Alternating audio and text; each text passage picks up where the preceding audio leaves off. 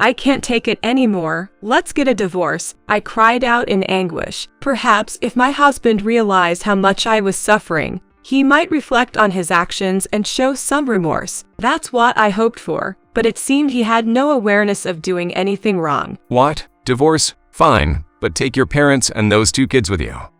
Don't expect any alimony or child support. If that's okay with you, then we're done. He retorted. I was appalled by his response. Instead of reflecting on his actions, he shifted the blame onto me and my family, telling us to leave our home. Fine, we'll get divorced, but you'll regret it. Don't come crying to me for help later, because I won't be there for you.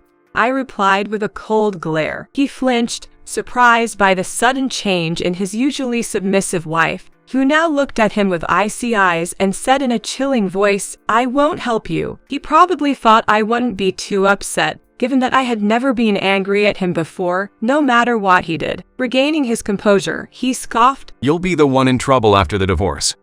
You and your parents hardly work. Imagine having to support 2 kids without me. You'll end up poor.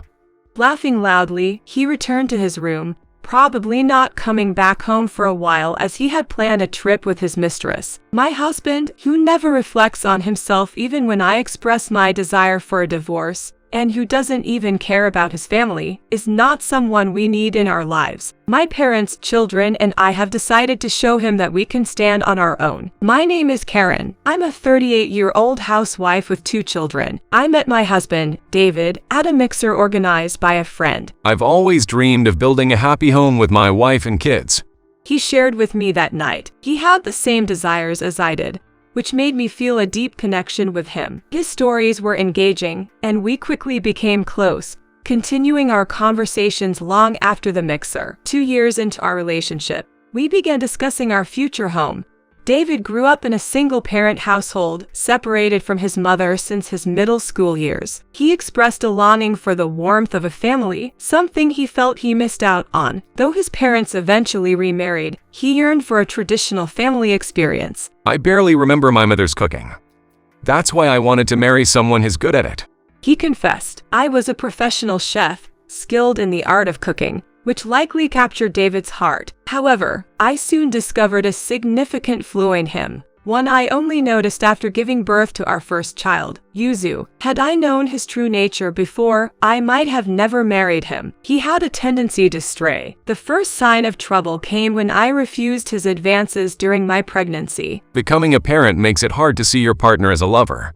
He remarked bitterly the next day. What do you mean by that? I asked David sharply, my gaze piercing through him. He simply shrugged his shoulders. David had been just as eager as I was about the pregnancy. We both wanted children, and so we had enthusiastically embarked on this journey together. However, once the reality of the pregnancy set in, David began to sulk like a child, feeling neglected because I wasn't able to give him the attention he was used to. It was as if a wife who couldn't cater to her husband's needs was no longer seen as a woman in his eyes. Gradually, he started staying out late, rarely coming home. Thankfully, my morning sickness wasn't severe, but the loneliness of having a husband who was hardly ever home during my pregnancy was a bitter pill to swallow. It's tough when you have no one to rely on during such a vulnerable time. Despite my attempts to communicate my feelings to David, his response was far from supportive. I want you to be at home, I pleaded. You don't have to do housework.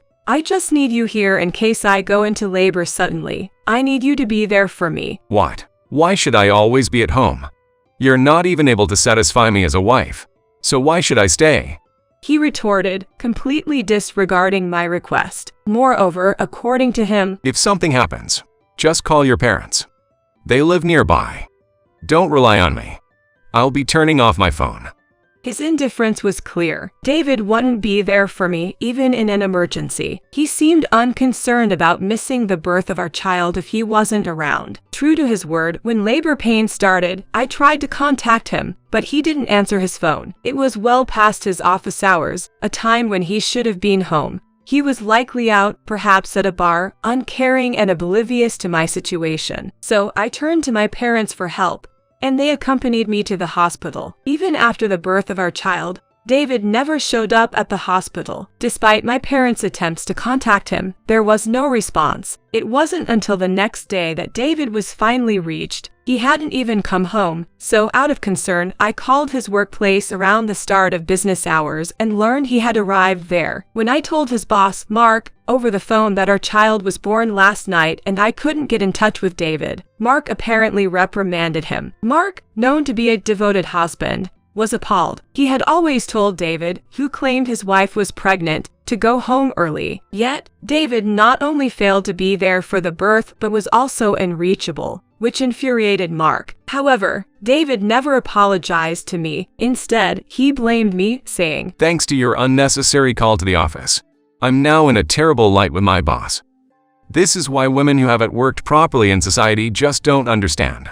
What did he mean by women who haven't worked properly? Did he think that because I didn't wear a suit to work, my job wasn't valid? I had worked hard as a chef, dedicated to pleasing my customers. I felt a mix of frustration and sadness but chose not to argue in front of our newborn. I wanted to shield our child from such ugliness. The thought of divorce had crossed my mind, but I couldn't bring myself to do it. I believed that a child needed both parents, so for the sake of our baby, I decided against separating from David. Then, a year after Yuzu's birth, I discovered I was pregnant again. This time, it was a boy, whom I named Riku. However, once again, David became sulky during the pregnancy, upset that I couldn't give him as much attention. Even after our daughter Yuzu was born, David continued to grumble about not getting enough attention because I was so focused on our baby. He just couldn't show any consideration for our child, acting like a child himself, craving to be the center of attention at all times.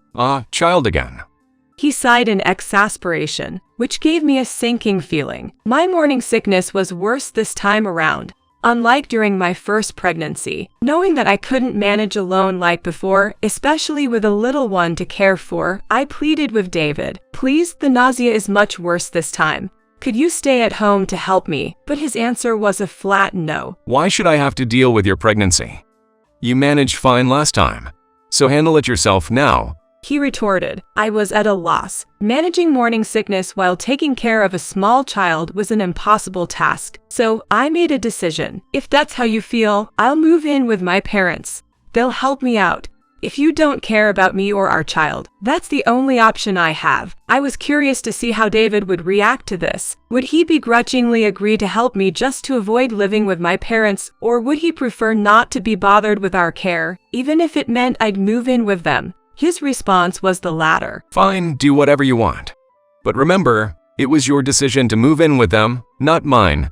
He said dismissively. I sighed at his words. A few days later, I talked to my parents, who immediately agreed to let me move in with them. They had been my pillars of support when Yuzu was born, worrying about me this time since David was not around to help. "We'll be here to support you," my mother said, her voice tinged with concern. "You know, Karen, maybe it's time to think about the future." The future? I asked, perplexed. "About David." She continued. "I can see him changing, no matter how much the kids grow. And frankly, there's something unsettling about him."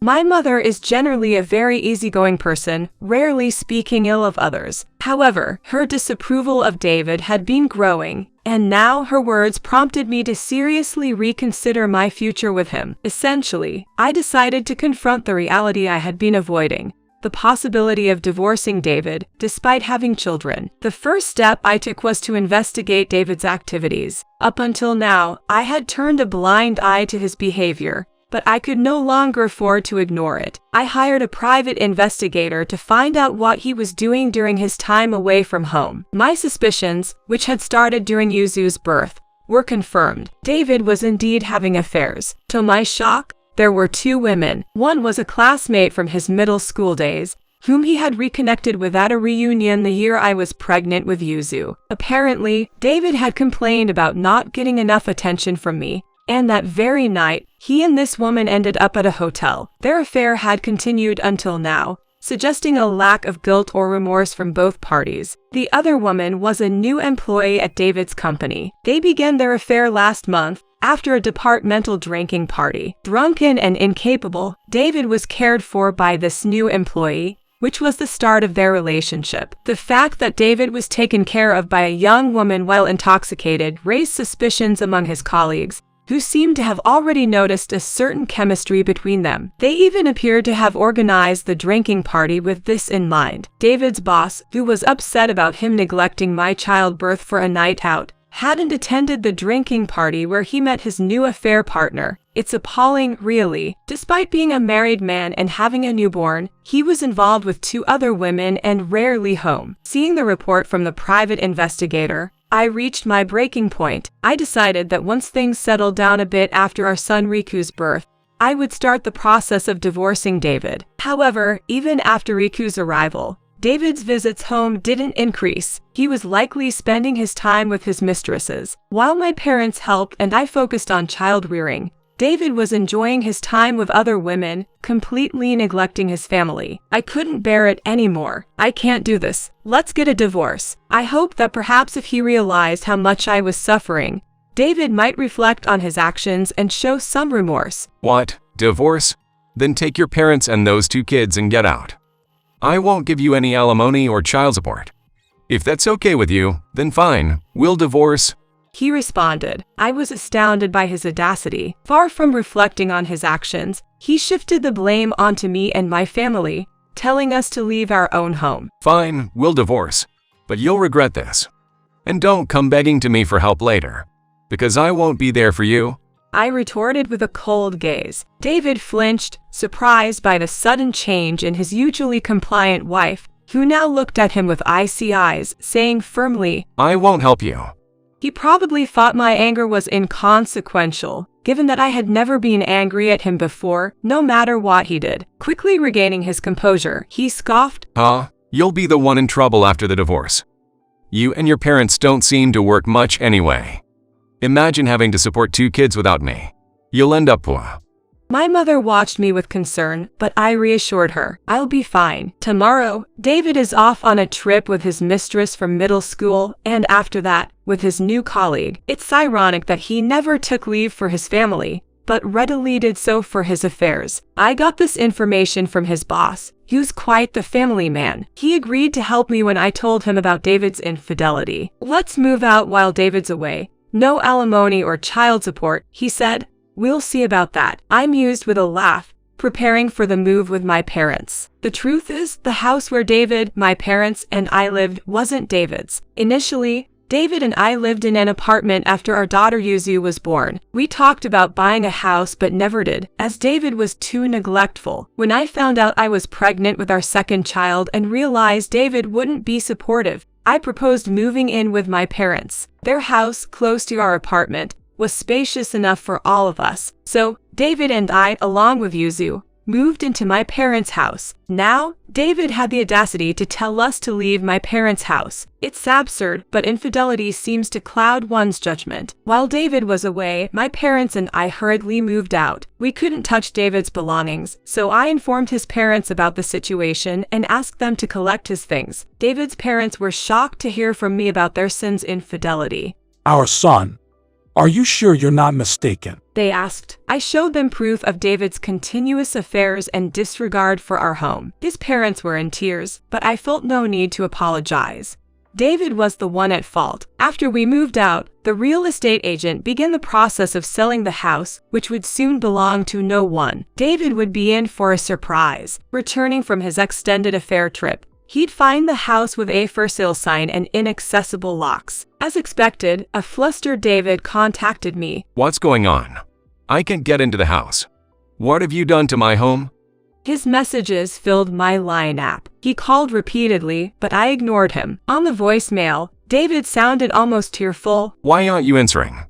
I'm causing a scene outside, and the neighbors are threatening to call the police. They're calling me the worst man and won't listen to me. What's happening? Hearing his message, I almost laughed. This was my parents' neighborhood. They were well liked and had told the neighbors about how their daughter was mistreated by her cheating husband, who then dared to tell us to leave. David's return from his escapade to a community's cold reception was entirely expected. I contacted his parents, who promptly agreed to collect him from our former home. David, realizing his parents were aware of his infidelity, angrily messaged me, blaming me for his actions and the revelation to his parents. Why did you tell my parents unnecessary things? I cheated because you didn't pay attention to me.